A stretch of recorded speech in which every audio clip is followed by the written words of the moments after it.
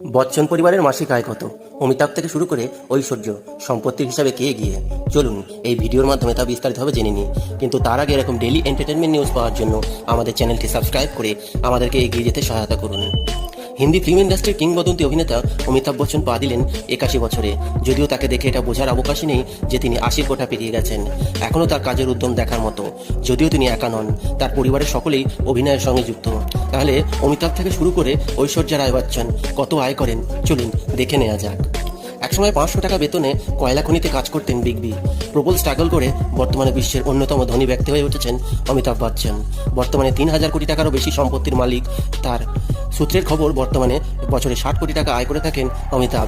তার মাসিক আয় 5 কোটি টাকা। 1963 সালে সত্যজিৎ রায়ের ছবি মহানগরের হাত ধরে বড় পর্দায় আগমন।